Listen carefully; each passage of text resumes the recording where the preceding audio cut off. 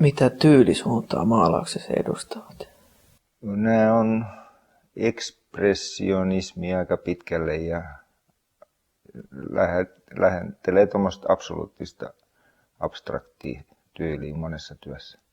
Miten päädyit tällaiseen tyyliin?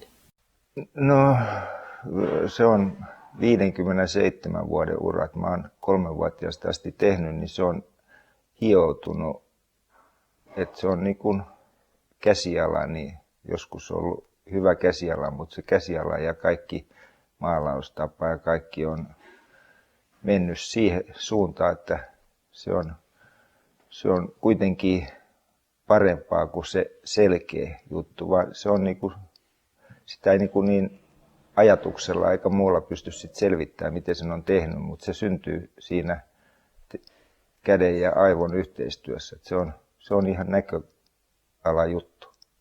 Inspiraatio lähtee ihan jostain henkimaailman jutusta useimmiten, että ei ole mitään ajatustakaan. Mä lähden tekemään.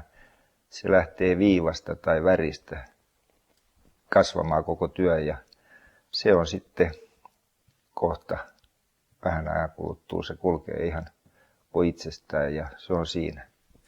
Talvi on sillä lailla hyvä aika työskennellä, koska kesän aurinko on antanut energiaa, niin talvella tulee aurinko niinku sisältäpäin. Et se on, en mä niin paljon valoa tarvitse, mä oon mielikuvitusmaalari, niin se työn merkeissä sujuu.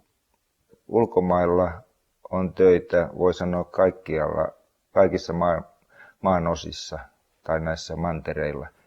Ja niitä on virrannut ihan Keski-Eurooppaa tietysti eniten. Sveitsiläiset, saksalaiset, ranskalaiset, italialaiset ja espanjalaiset on ostelleet, mutta ihan sitten paljon pitemmälle. Et mulla on ollut pari näyttelyä viime vuosina Berliinissä ja on nytkin 15 työtä vielä semmoisessa yhteisnäyttelyssä Saksassa. Keitä taidemaalareita itse arvostat? No mulla on kyllä nämä Sakaalit ja miksei Vincent van Gogh ja tämmöiset, että mä oon niin paljon 60-luvulla katselin, miten ne oli tehnyt ja sieltä se sitten ranskalaiset impressionistit ja nää, niin sieltä se niin kasvoi tämä oma tyyli ja että heitä eniten.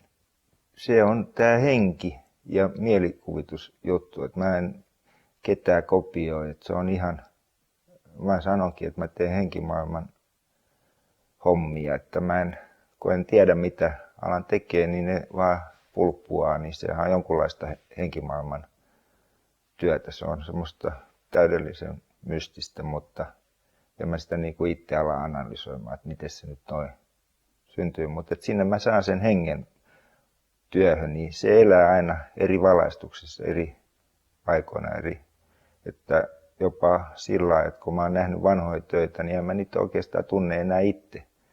Mutta että katon, että onhan ne aika hitsi hyviä töitä, mutta että ne on niinku, niitä on tullut tehtyä niin paljon, että se henki ja hetki on mennyt ja ne on jäänyt elämään sitten jonkun toisen seinälle. Kyllä nämä tunteet ilman muuta, ne näkyy töissä, että joskus kun on paljonkin maailman tuskaa, niin ne on aika synkkiä ja semmoisia, mutta että sitten kyllä siellä näkyy myös ilo, että tämmöinen maailmankuulu laulupedagogi sanoikin, että mun töissä yhdistyy ilo ja suru, että se on sama kuin Sakalilla ja Vincent van Goghilla toinen on ilo ja toinen surunmaalari, mutta hän löysi niinku yhdistelmän, että ne on, molemmat on voimavaroja, ilo ja suru, että niistä kumpuaa sitten taidetta.